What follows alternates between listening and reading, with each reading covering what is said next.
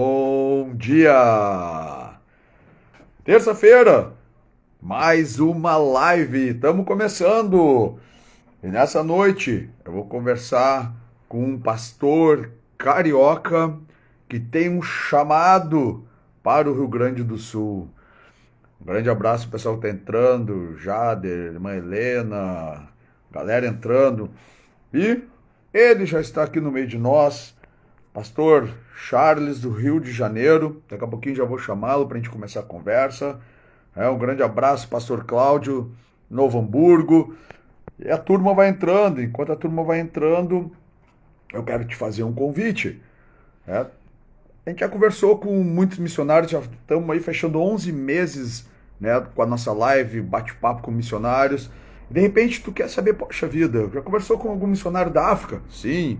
Alguém da Ásia? Também. Da Europa? Sim. E de muitos outros lugares. Então, tu faz o seguinte, entra ou no nosso canal do YouTube, ou então no nosso Instagram mesmo, a gente tem aí guardado as lives, as conversas, assim como essa também vai ficar gravada lá, para o pessoal que quiser ou ver de novo, ou então ver pela primeira vez, mas não ao vivo, mas pela primeira vez, entra lá e pode ver as conversas, aprender um pouco mais sobre a cultura dos lugares onde esses missionários estão. E nessa noite a gente vai falar um pouco assim de Rio Grande do Sul, de Rio de Janeiro. Cara, como assim um pastor carioca recebe um chamado de Deus e o coração dele incendeia e tem um amor gigante pelo Rio Grande do Sul? E o que esse homem veio fazer aqui? E como ele atua em missões, como a missão que ele dirige se move dentro do Rio Grande do Sul? Um homem que conhece as cidades, as estatísticas, as religiões, que ora pelo Rio Grande do Sul. E a gente vai falar sobre isso agora. Então, nesse exato momento, esperando e aproveitando que a turma vai entrando, eu vou chamar o meu amigo, o pastor Charles, para a gente começar o nosso bate-papo. Deixa eu só achá-lo aqui.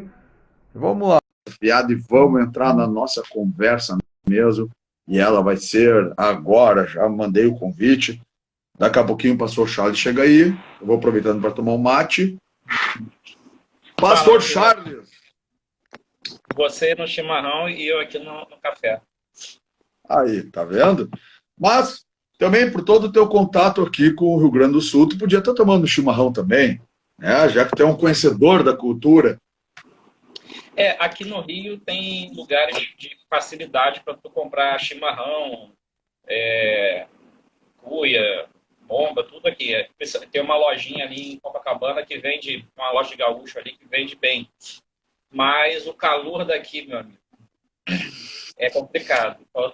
É. O café ainda é mais frio do que o chimarrão. Não, eu sei. Eu me lembro quando a gente foi aí nas Olimpíadas, até estivemos juntos aí na Olimpíada do Rio de Janeiro. Eu lembro que tinha ali na igreja que nós estávamos, tinha uma igreja ali, um mercadinho ali perto, a gente comprou uma erva, e mesmo no calor a gente tomava, né? Aqui mesmo, às vezes está aqui quase 40 graus, eu estou tomando chimarrão, porque o chimarrão no calor ele refresca e no inverno ele esquenta. Isso é o que nós aqui falamos, né? A gauchada fala. Mas, pessoal, deixa eu apresentar aí, aproveitar para apresentar o pastor Charles, pastor no Rio de Janeiro, que fundou e dirige, lidera a Missão Amir. E eu conheci o pastor já há algum tempo no Rio Grande do Sul, e algo que me impressionou muito quando a gente começou a conversar, e ele falou, então, de um chamado, de algo no coração pelo Rio Grande do Sul.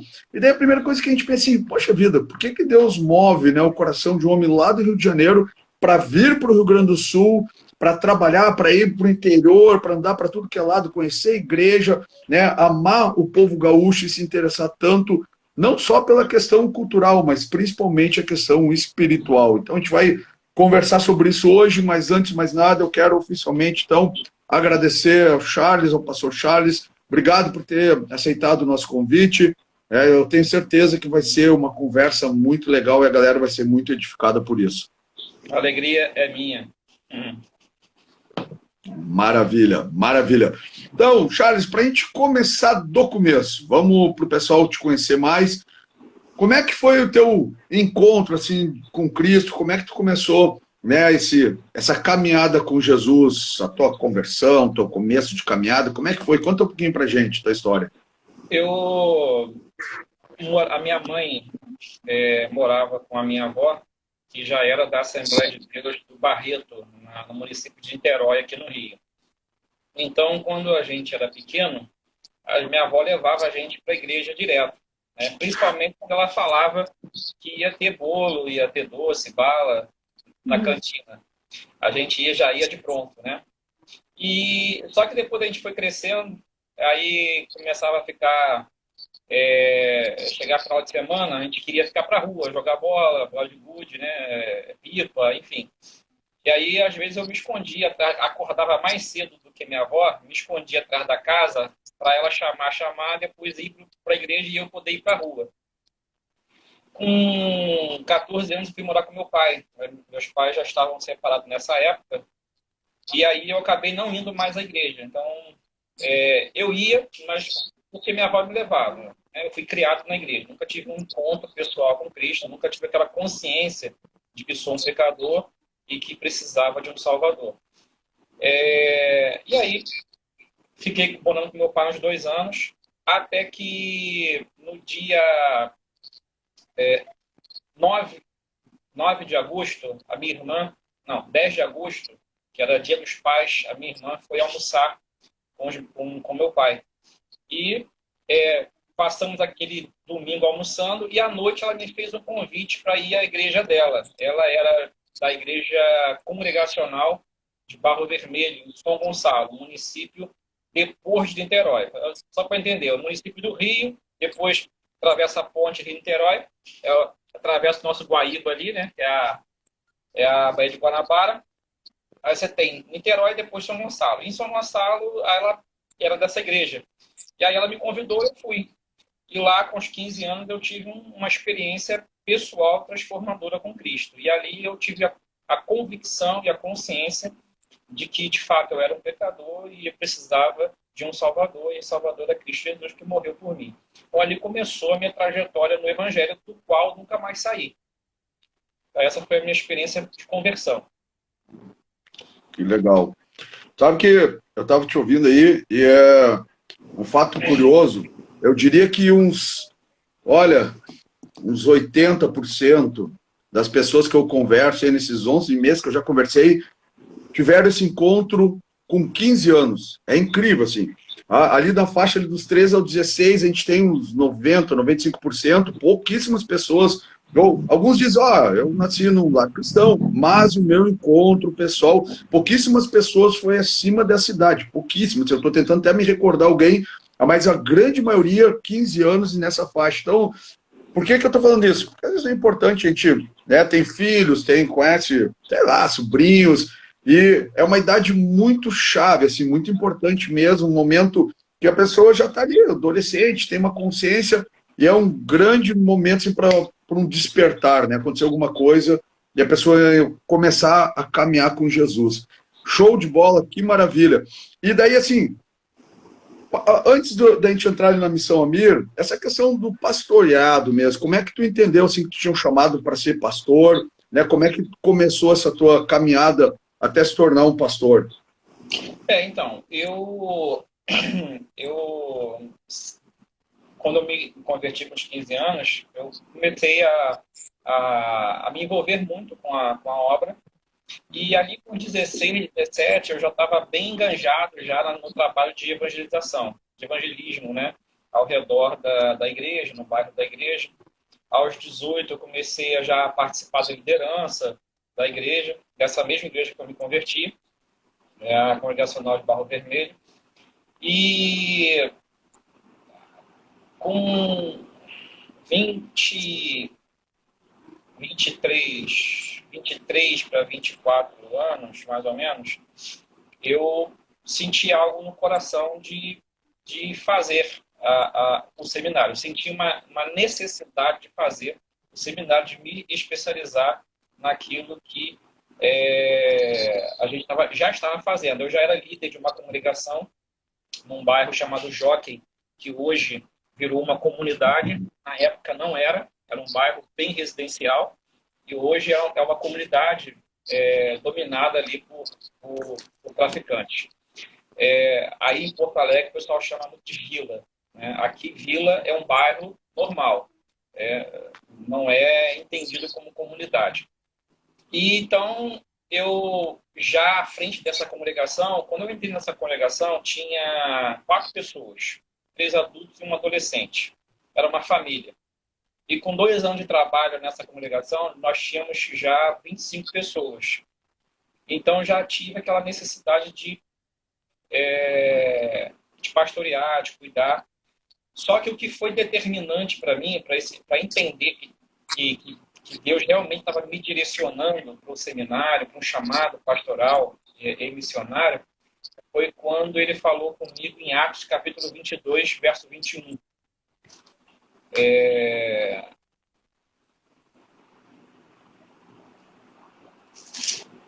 Abrir aqui.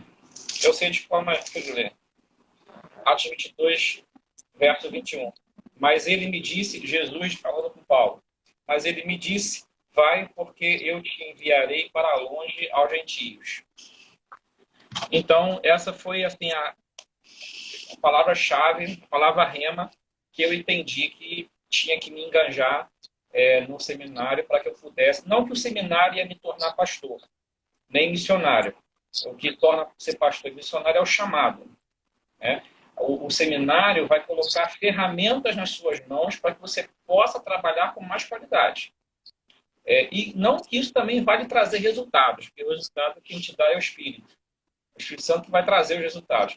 Mas você, se você for habilitado, você também terá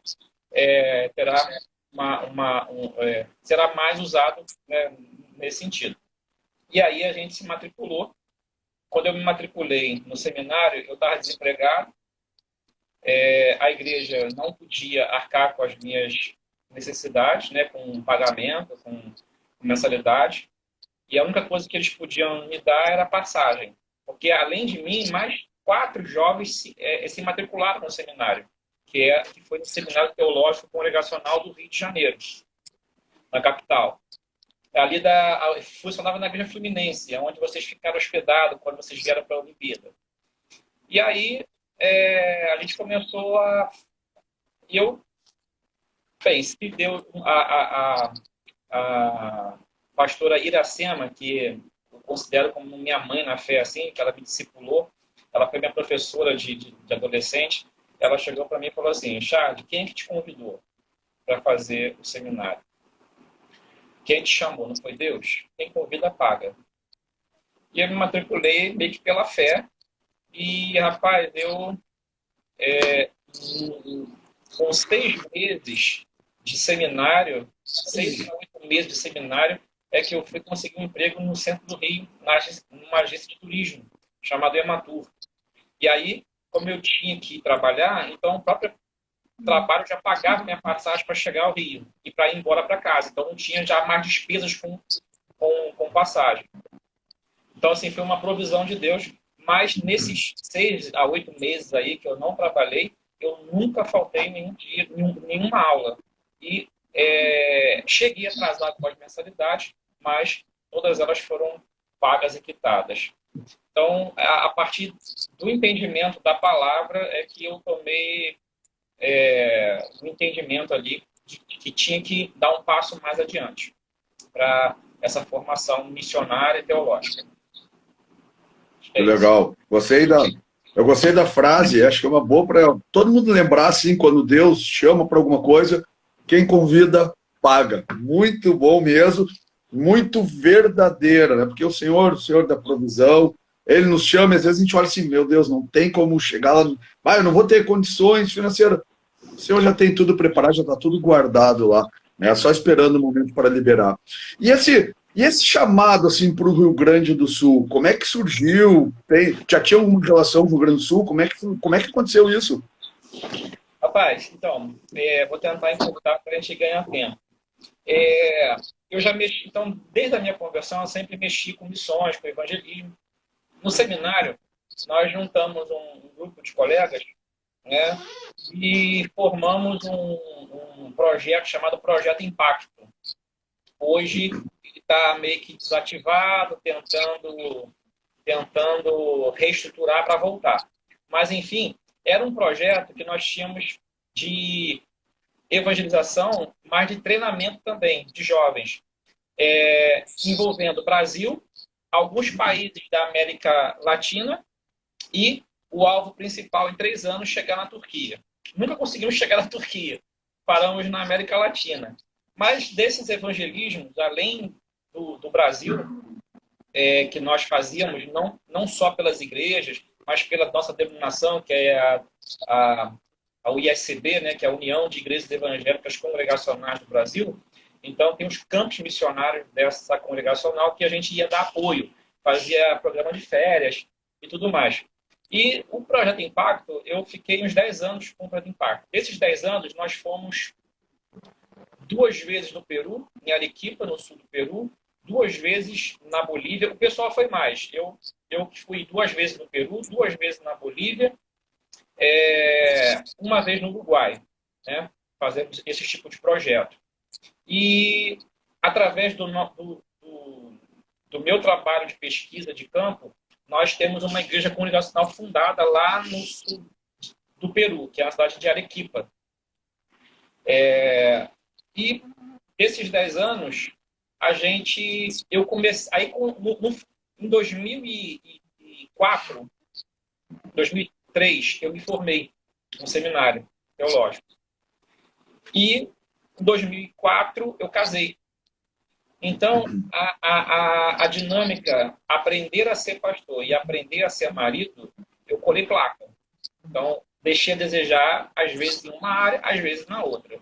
Até até aprender, até ter uma experiência e tudo mais.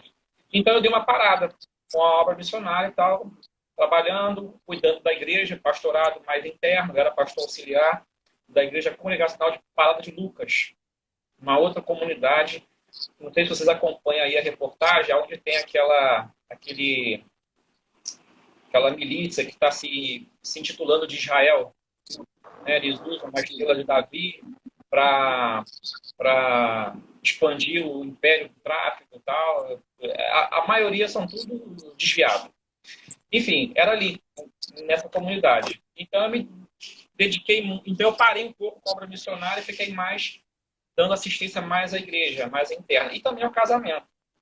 Só que chegou em 2008, portanto, resumindo, tá? A gente tem aí um tempo aí de vídeo.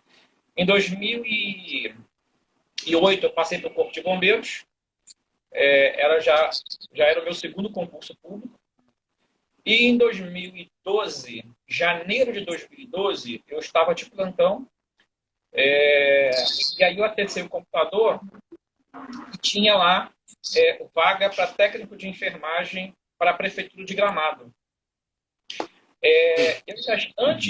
Antes desse episódio, eu já tinha estado 2 vezes em Gramado. Uma na minha lua de mel, que foi em Gramado, e depois de 5 anos da lua de mel, eu voltei a Gramado para passear.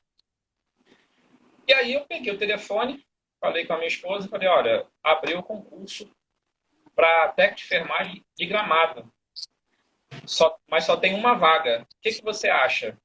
Aí ela falou assim, vai, se inscreve. Se Deus tiver alguma coisa para você lá, passa. Aí não conhecia ninguém. Aí entrei, como eu era do bombeiro, entrei em contato com o quartel do bombeiro lá de Gramado. Falei, olha, vou fazer uma prova aí em abril, em março, e isso era janeiro. E não tem onde ficar. Se vocês pudessem me dar guarida aí, eu me alimento na rua, né? E é só para dormir.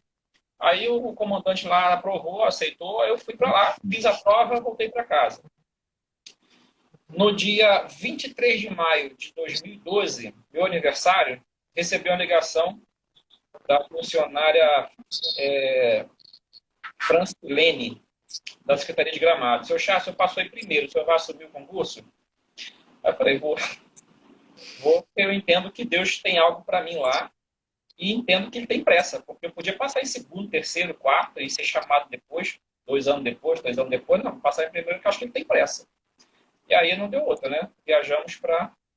Nos mudamos para Gramado.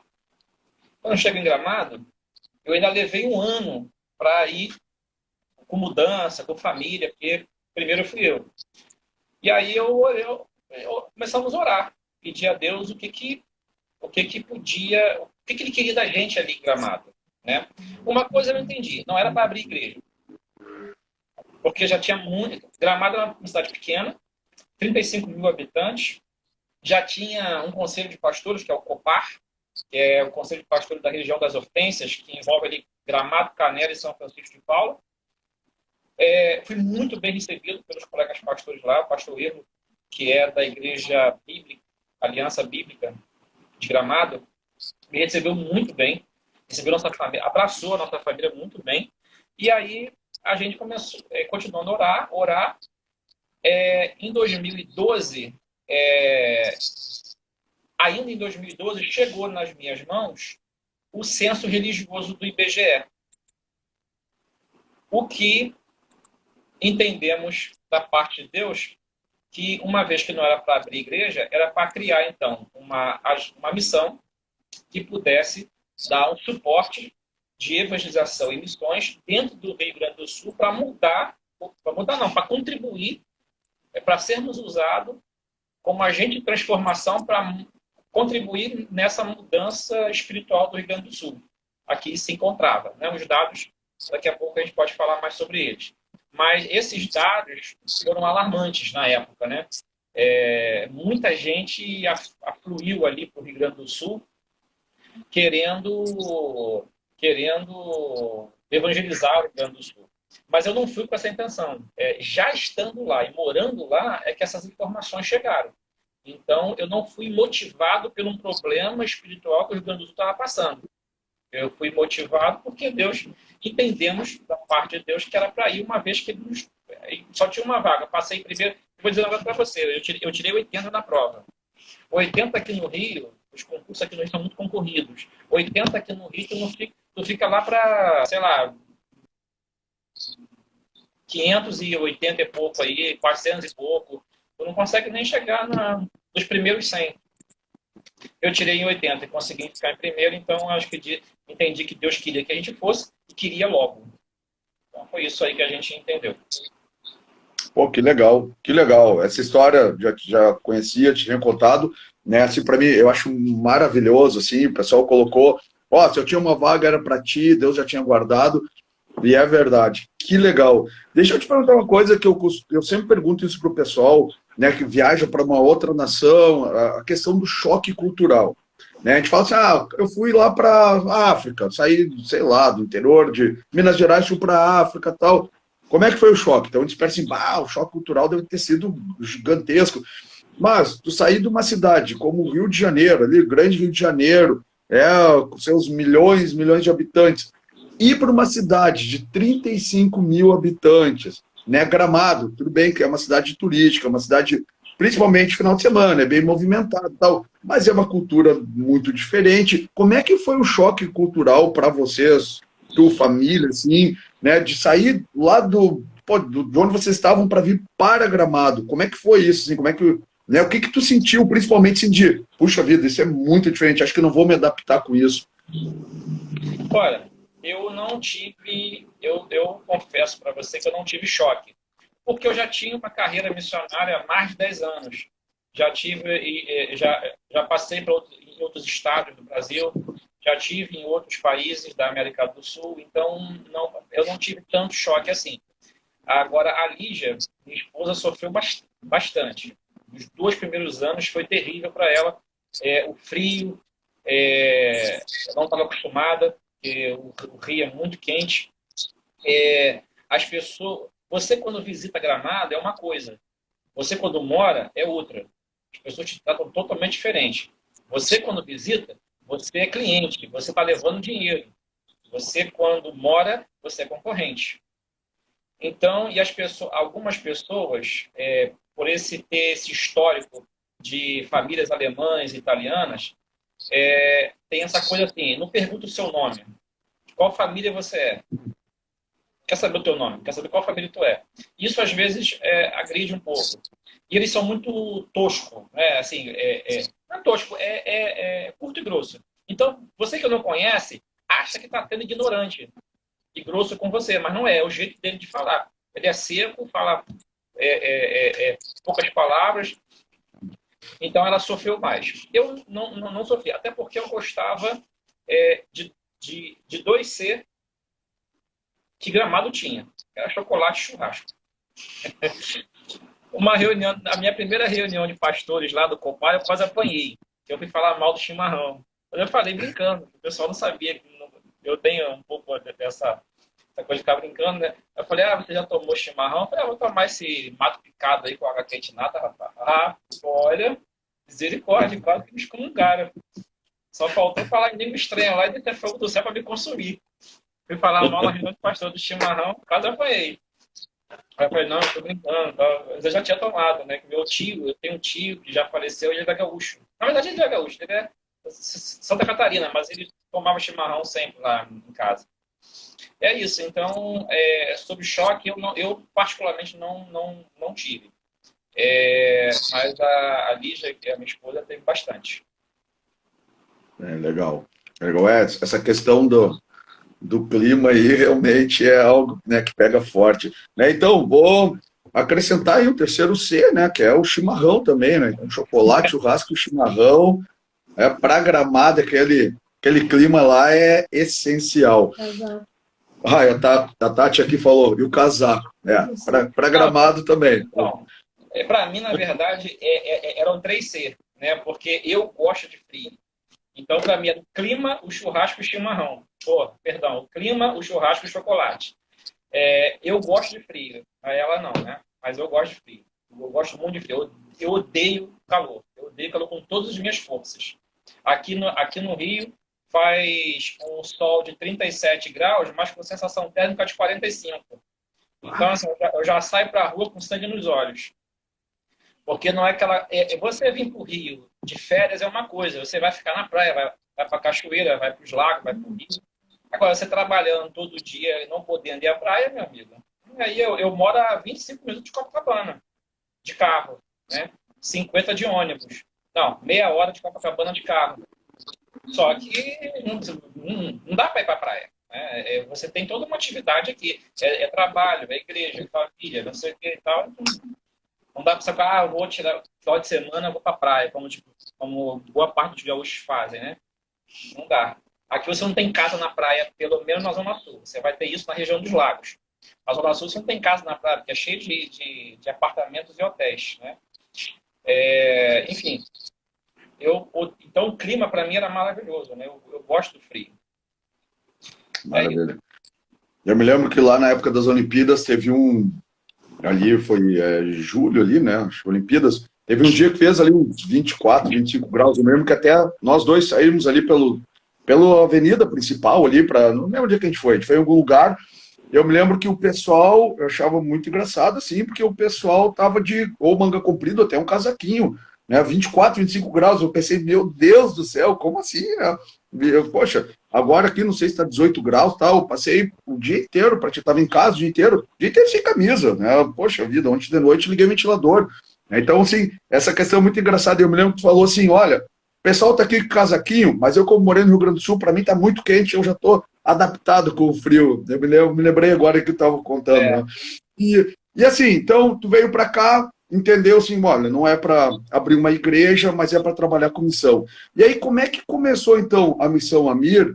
E dentro dessa pergunta, como é que começou, como é que tu entendeu que tu deveria começar a atuar? Tipo, olha, é uma missão, vamos chamar pessoas, vamos ter parceiros. Como é que começou a história da Missão Amir? Bem, eu sou amigo do Mauro Bueno. Ele trabalhou muito tempo na Jocum. Ele era de Camaquã e trabalhou com o pessoal da Betânia. Então ele veio para o Rio há muito tempo e trabalhava aqui no Rio com a Jocum na área de favela, de comunidade. E aí eu tinha essa amizade com ele. E aí quando eu vim para o Rio Grande do Sul, eu conversei com ele. Ele falou, Charles, o gaúcho é muito desconfiado. Para você entrar, ganhar confiança, muito... Você tem que ter referência. Alguém tem que ter te indicado. para você ter uma referência para poder as pessoas, os pastores te abraçarem. Senão, eles não vão deixar você nem chegar perto do rebanho deles. E isso foi verdade. Em Gramado era bem fechado mesmo. Mas como eu já fui com referências, isso já me facilitou bastante.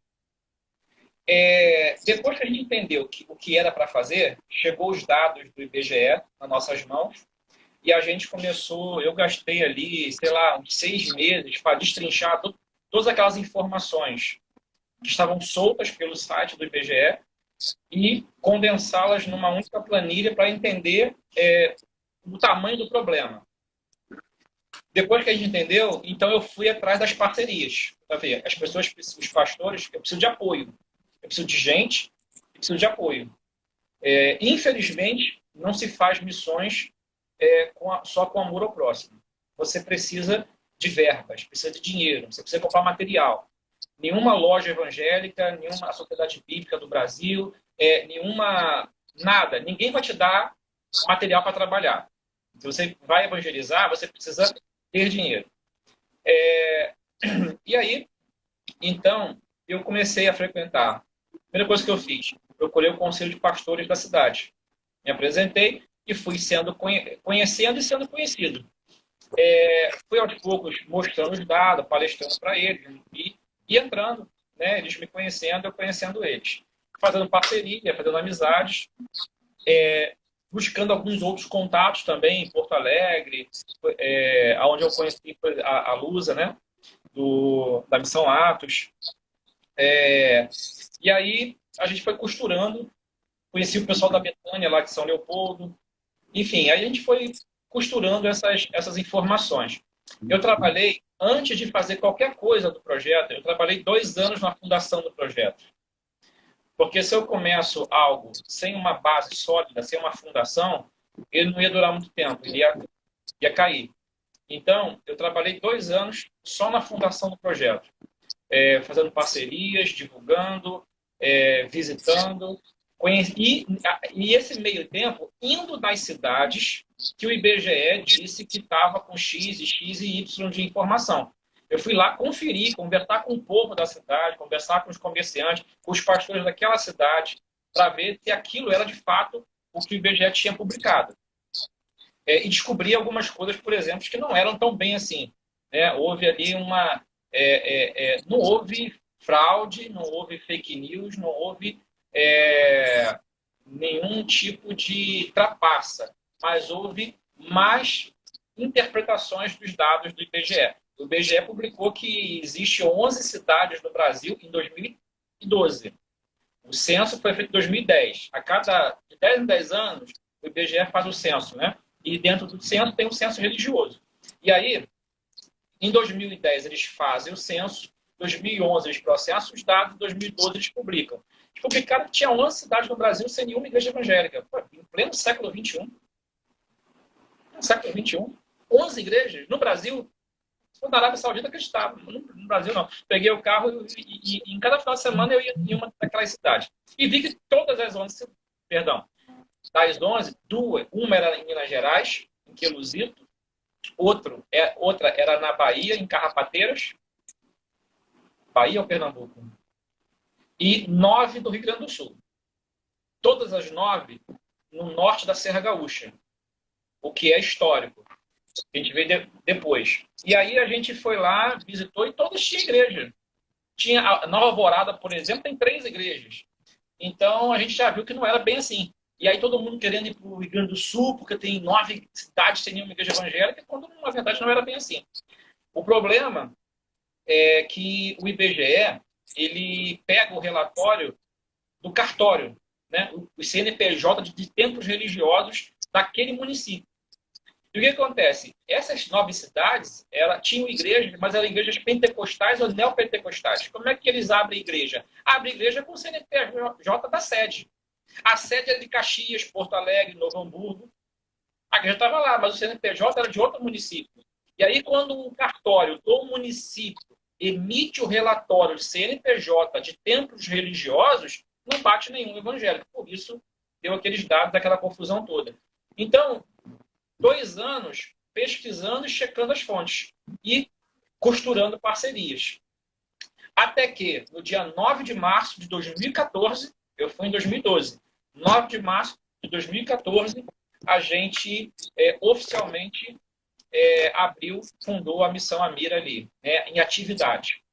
A nossa primeira ação evangelística foi uma parceria com a Jocum de Gravataí, até então o Paulo Serrinha, que quem me indicou ele foi o Mauro, que eles eram parceiros, né? Então, eu, conversando com o Paulo Serrinha na época, a gente fez uma parceria com a Missão Amir e a Jocum, e aí fomos fazer as intervenções evangelísticas na Copa do Mundo, lá no estádio do Beira-Rio. Foi a primeira ação evangelística da Missão Amir oficialmente. É isso. Esse foi o início da missão. Que legal, que legal. Né?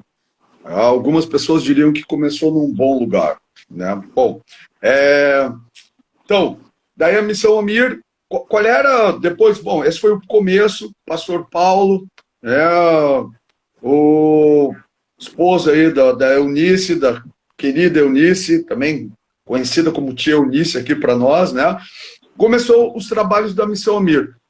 E o que a Missão Amir, então, ela, além do evangelismo, o que mais a Missão Amir ela foi desenvolvendo no Estado? Conta um pouco para a gente, assim, quais eram as estratégias. O Leca, o Leandro Mento, botou aí que uma das missões mais estratégicas que conheci, que é a Missão Amir. O que a Missão Amir começou a desenvolver? Como é que, né, cidades que atuou? Conta um pouco para a gente da atuação da missão aqui no nosso Estado. Antes da gente falar, depois a gente fala um pouco sobre, né, os dados que tu tens de cidades, né, menos evangelizadas, cidades onde tem maior número de espíritas, muçulmanos, tu tens bem esses dados assim, né, bem pontuais. Só para a gente entender um pouco como é que a missão começou a desenvolver o trabalho além desse da Copa do Mundo.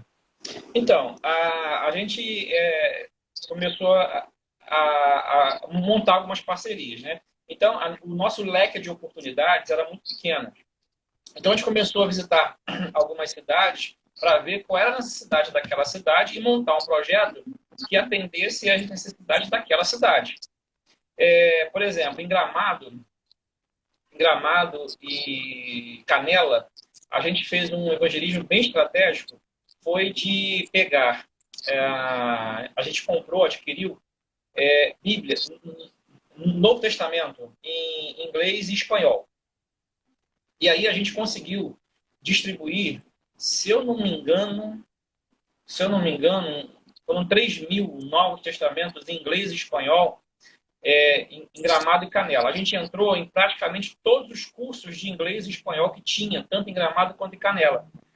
A gente, com autorização dos diretores, que a gente foi uma semana antes, a gente conversou, então nós tivemos a oportunidade de ir em cada curso e entregar pessoalmente na mão de cada aluno um exemplar do Novo Testamento em inglês, português, inglês e espanhol, dependendo do curso, né, que ele fazia. E a gente teve essa estratégia de alcançar os jovens ali, de levar os jovens uma porção da palavra. E também organizávamos, às vezes, nós criamos um projeto chamado Futebol pela Vida, que a gente desenvolveu em Viamão. A gente criava um campeonato de futebol de um final de semana. Eram 8 times e o ganhador ganhava lá os troféus. Tinha os primeiro, segundo, terceiro lugar, o troféu, a bola do jogo. Só que o que acontece? Como todo evento, tem a abertura e tem o encerramento, que é a premiação. Esse trabalho em Viamão, rapaz, nos rendeu na época 60 conversões. Foram todas genuínas? Deus o sabe. Todos ficaram? Deus o sabe. Claro que a maioria não ficou, mas ouviram a palavra, né? Tomaram consciência do juízo final, da vida eterna, do que Cristo pode fazer. Então, a gente conseguiu fazer isso passar de Viamão. Então, cada cidade a gente tinha uma ideia diferenciada. Por fim, por fim, tivemos aquela conversa com você sobre criar levar à frente o projeto Bíblia em Cada Casa, que acabou mais tarde sendo o carro-chefe das nossas atividades. Porque, primeiro, envolvia muita logística, ocupava a gente praticamente o tempo todo. Bem, você sabe, né? E era um dinheiro altíssimo que tinha que se levantar. Tinha que ser levantado, né? Então, a gente fez ali o quê? A Missão Amir fez o Bíblia em Cada Casa em 8 cidades. Agora, as duas maiores cidades que a gente conseguiu escoar um grande número de Novo Testamento, né? de Bíblia, e um grande impacto também que teve foi Chuí, que foi a primeira, né? Com 2.500, né? 2.500 Bíblias que a gente levou, e para Charqueada, que foram, se eu não me engano, 3.000 Bíblias para Charqueada, se eu não me engano. Então, foi os dois grandes com o maior impacto que tivemos.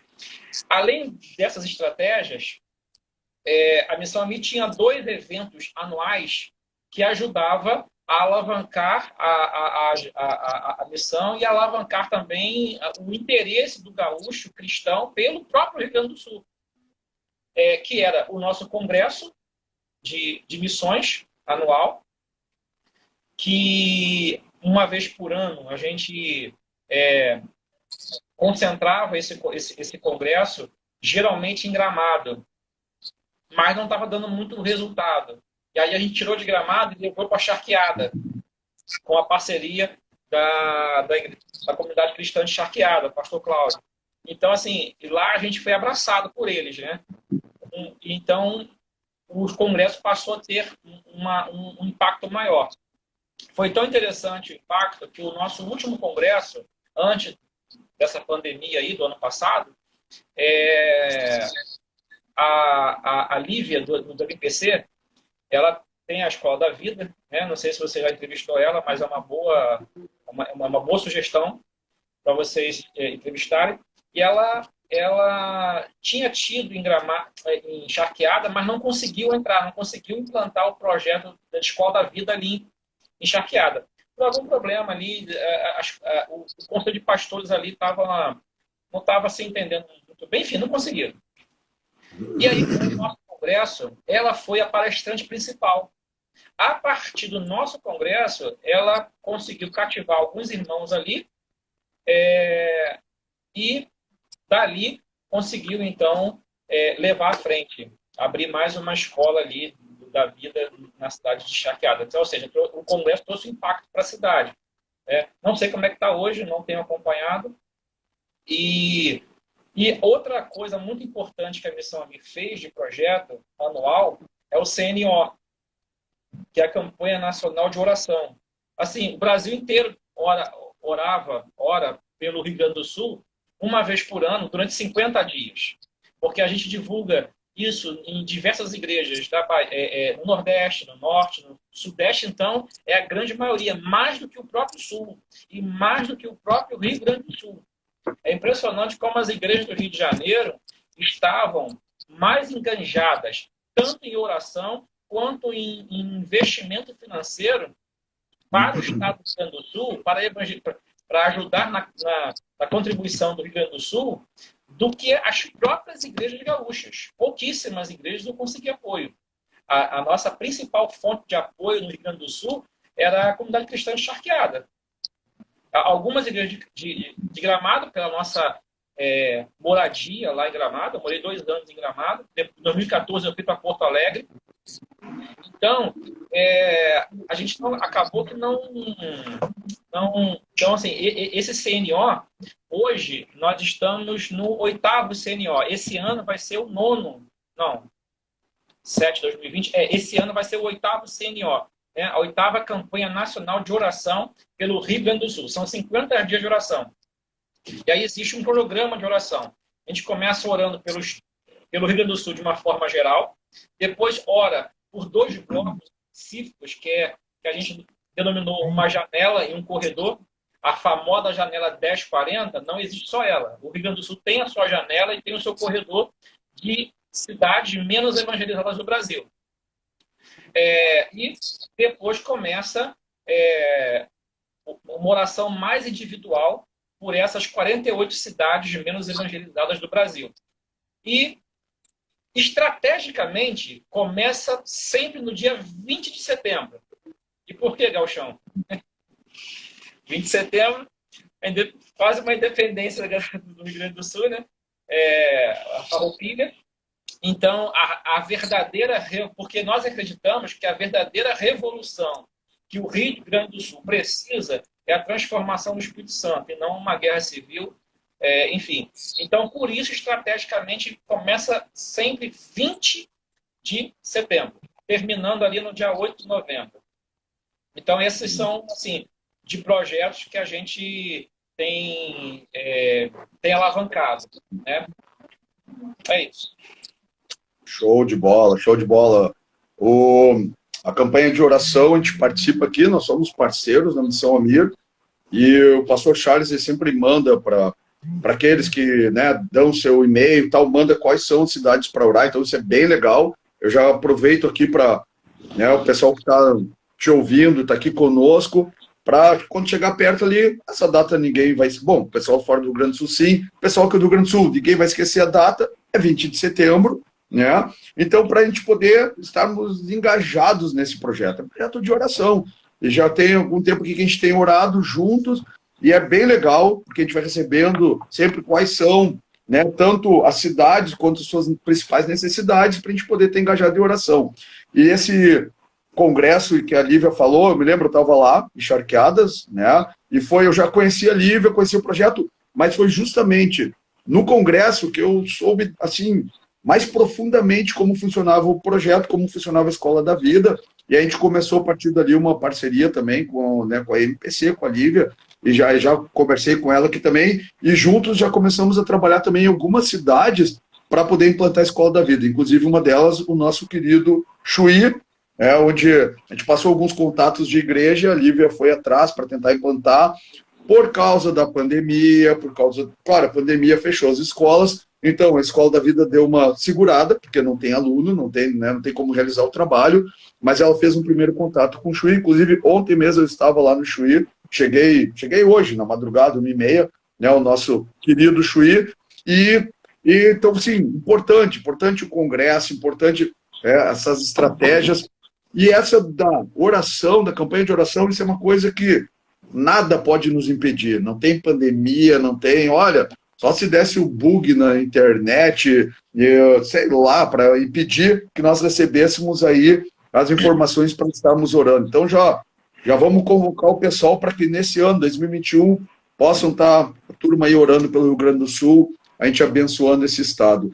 E, Charles, em relação, assim, ao Rio Grande do Sul, passa um pouco, assim, essa questão, então, para o pessoal saber, de repente, até o pessoal gaúcho não sabe, mas um pouco, assim, da realidade religiosa aqui do Rio Grande do Sul, onde é que tem, né, sei lá, cidades ateias, espiritismo, sei lá, a gente tem o islamismo forte aqui dentro do Rio Grande do Sul. Passa um pouco para o pessoal aquilo que, assim, né, mais geral, assim mesmo, que tu te lembra e traz na tua cabeça para a gente poder entender um pouco a realidade espiritual aqui desse estado.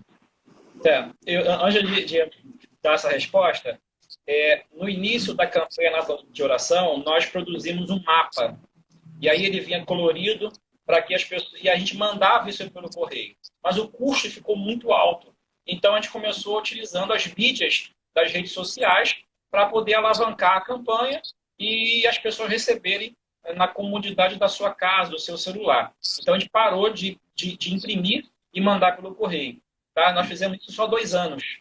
Mas o custo ficou inviável, os recursos também não dava tanto. E 90% do que entrava ia para o projeto da Bíblica da Casa. Bem, eu não vou correr o risco de falar de cabeça, que eu vou falar alguma coisa errada. Então, eu já deixei a tela do computador aberta aqui. Eu vou dar uma espiada aqui para falar mais ou menos aí a situação do nosso estado, do estado do Rio Grande do Sul. Bem, no último, só para os irmãos entenderem, o IBGE, como eu falei, de 10 em 10 anos, ele faz um censo de tudo. Né? Economia, saúde, educação, inclusive religioso. Então, feito, os dados que eu vou passar são de 2010, publicados em 2012. Ou seja, em 2020 já era para ter tido um outro censo. Ou seja, os nossos dados já estão desatualizados. Tá? Então, o que eu vou passar pode não ser mais a realidade do Rio Grande do Sul hoje. A gente não conseguiu ainda. Eu estou esperando ansiosamente pelo próximo censo, porque eu quero saber se teve resultados, principalmente nas cidades que nós trabalhamos. E principalmente na oração, porque o pessoal tem orado especificamente para aquelas cidades. Então, só que em 2020, quando ia começar o censo, estourou a pandemia.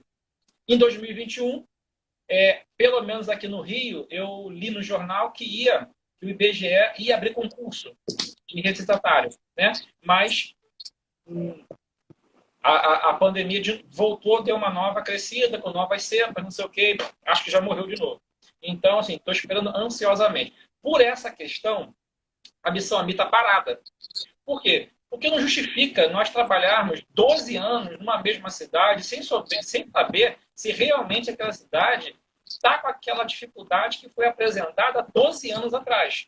Então, é você investir dinheiro num lugar que você talvez não esteja mais precisando, enquanto tem a outra cidade precisando.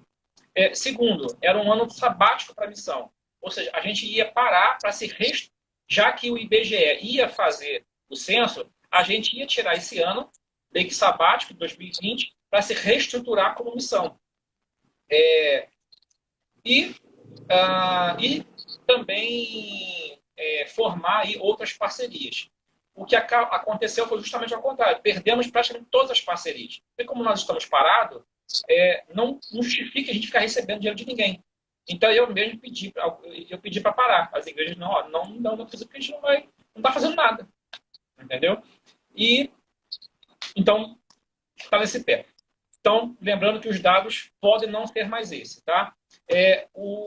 No Brasil, em 10 anos, ou seja, do ano de 2000 para 2010, 316 cidades, o evangelho diminuiu. Ou seja, tinha uma porcentagem X e o evangelho encolheu em 316 cidades brasileiras, em 10 anos. Dessas 316 cidades, 96 são gaúchas. É quase um terço. Para você ver a situação do Rio Grande do Sul.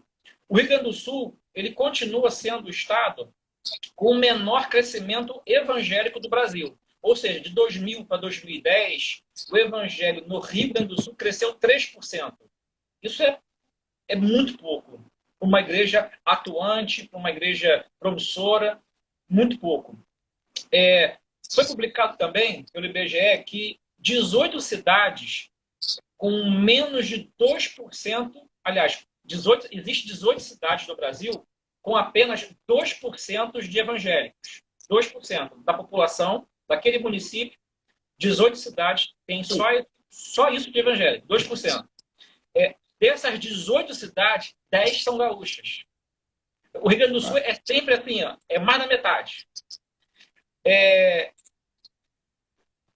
5,9% da população gaúcha se declaram ateus, agnósticos ou sem religião. 5,9% da população. O Rio Grande do Sul tem a maior taxa de suicídio do Brasil. É 10,2%. A média nacional de suicídio é 4,8%. Aí quem faz essa mensuração já não é mais o IBGE, é o DataSUS. O DataSUS publicou em 2010 que a média nacional de suicídio no Brasil, 4,8%. O Rio Grande do Sul tem o dobro da taxa nacional de suicídio. Também foi publicado que das 20 maiores cidades do Brasil com alto índice de suicídio, 11 são gaúchas. Não bastasse termos o Rio Grande do Sul ter o dobro da média nacional, ainda das 20 cidades com as maiores taxas de suicídio do Brasil, 11 são gaúchas. E Porto Alegre não está entre essas 11. Porque se você pegar as 26 capitais, mais o Distrito Federal, para saber das capitais, somente entre capitais, qual é a capital com maior índice de suicídio, Porto Alegre é a primeira. E ela não faz parte daquelas 11 que está lá. O Rio Grande do Sul também é o maior estado com o maior número de umbanda e candomblé. O terceiro maior estado espírita do Brasil. E nos últimos 10 anos, a religião que mais cresceu no Rio Grande do Sul foi o espiritismo.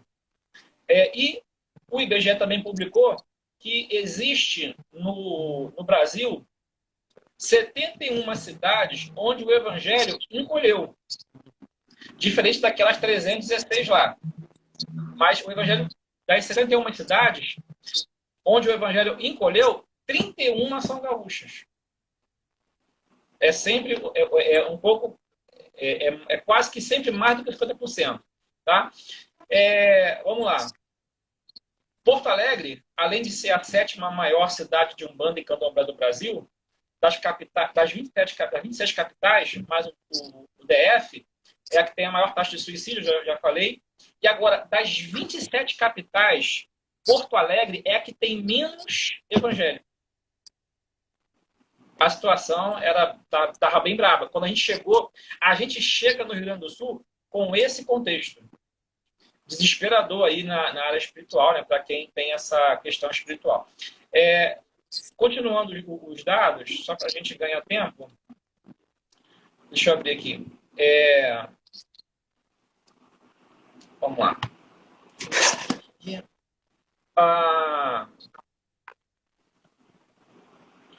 Bem, vamos lá. O Rio Grande do Sul é o estado que tem o maior número de cidades católicas do Brasil.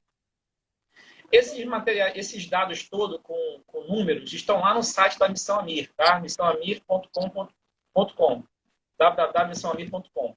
E aí você consegue ver lá de uma forma mais específica. Das 5 maiores cidades muçulmanas do Brasil, 3 são gaúchas. E a maior cidade muçulmana do Brasil é o Chuí.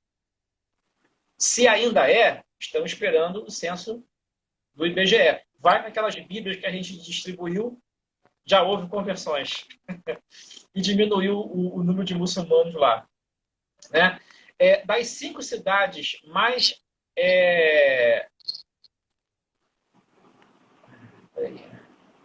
mormons do Brasil, 3 são gaúchas.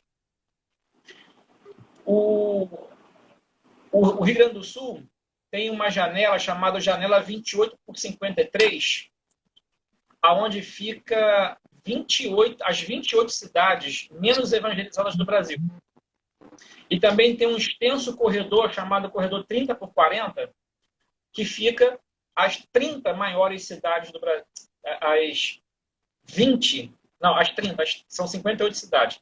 As 30 maiores cidades menos evangelizadas do Brasil. Então, essa nomenclatura foi a Missão Amir que criou, com base na janela 10 por 40. São latitudes e longitudes. Tá? O Rio Grande do Sul, falei, né, das 11 cidades que não tem nenhuma igreja evangélica, o que não é verdade, 9 são gaúchas, mas o fato você não tem nenhuma igreja emancipada nessa cidade. Tem igreja, mas não são expressivas, né? São pequenas, não cresceram a ponto de abrir um CNPJ no próprio município e tudo mais. É o maior estado espírita do Brasil, é o terceiro, né, maior estado espírita do Brasil. Enfim, eu não vou ficar lendo aqui um bando de dados aqui, mas vocês encontram uns dados melhores lá no site, tá bom? Aí tem o nome das cidades, as porcentagens, a classificação de cada uma delas. Se não encontrar, pede para a gente aí no e-mail que a gente manda esse material, tá bom? Vamos aguardar aí o censo sair, para a gente atualizar esses dados. É um trabalhão. Mas nós estamos ansiosos, esperando esses dados, para saber se houve um progresso, né? Se alguma cidade perdeu algum título desses aí. É isso, meu jovem. Maravilha, poxa vida, né? Maravilha te ouvir, assim, conhecer esses dados, né? Mas preocupante. Uma coisa interessante, das 50 cidades mais católicas do Brasil, 36 são gaúchas.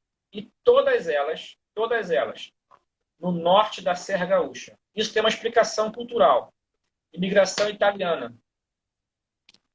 Se aglomeraram muito lá no norte do estado, e aí, por isso, esse número de católicos muito alto lá.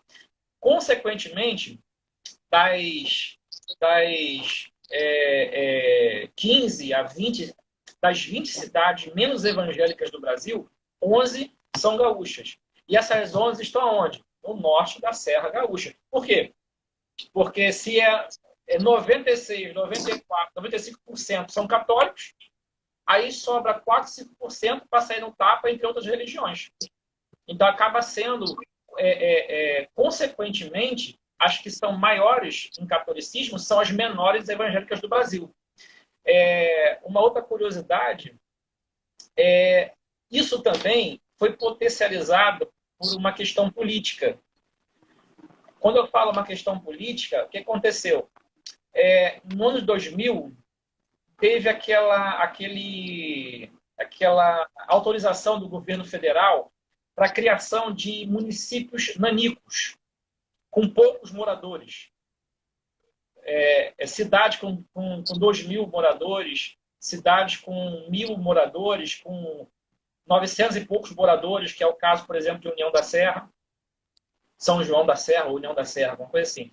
Então, esses municípios muito pequenos, nanicos, de 2.000 pessoas, aí o catolicismo tem 96%, mas 96% de 2.000 pessoas, 1.000 e pouco.